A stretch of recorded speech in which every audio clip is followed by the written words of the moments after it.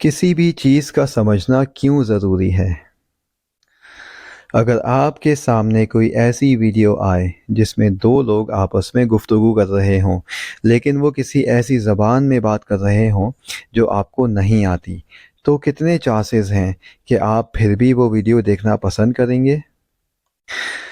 भले दिखने में वो वीडियो कितने ही अट्रैक्टिव हो, कोई इमोशनल सीन हो या कुछ भी, लेकिन अगर उनकी बातें ही आपको समझ नहीं आ रही हैं, तो या तो आप उस वीडियो को इग्नोर कर देंगे या फिर उसको शायद कुछ समझने की कोशिश करेंगे।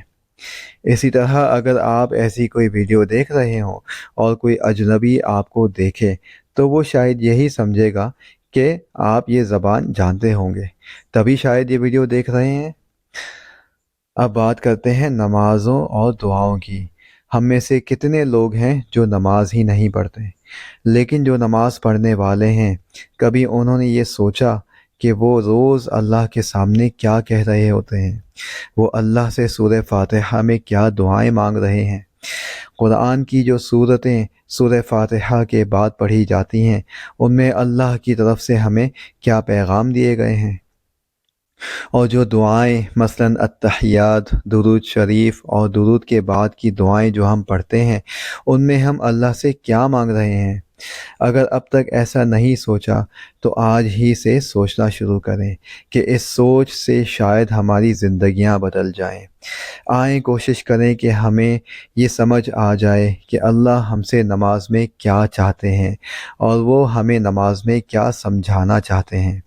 जहाँ अल्लाह ने हमें 5 वक्त की नमाज की पाबंदी का हुक्म दिया है, तो आज से उस पाबंदी के साथ साथ उन नमाज़ों को समझना भी शुरू कर दिया जाए, तो क्या ही बात है। तो आज से कोशिश करें, अहद करें और अपने आप से वादा करें कि किसी भी तरह हम अब से जो भी नमाज में पढ़ेंगे, कम अज़ कम इतना तो हो कि हमें उसका मफ़हूम ही पता चल जाए कि इस सूरत में क्या बात हो रही है और इस दुआ में क्या मांगा जा रहा है।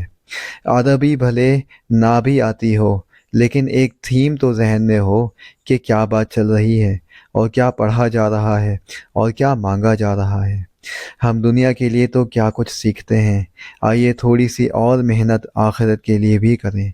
जहाँ अल्लाह ने हमें नमाज़ें पढ़ने की तौफ़ीक दी, आज से अल्लाह से ये भी मांगना शुरू करें कि या अल्लाह, हम जो रोज़ नमाज में पढ़ते हैं उसको हमें समझने की भी तौफ़ीक अता फ़रमाइए। मेरी बातें अगर पसंद आएँ तो कमेंट्स में ज़रूर बताएं और मशवरा भी दें कि किस तरह बातों में और बेहतरी की जाए। जज़ाकल्लाहु खैर।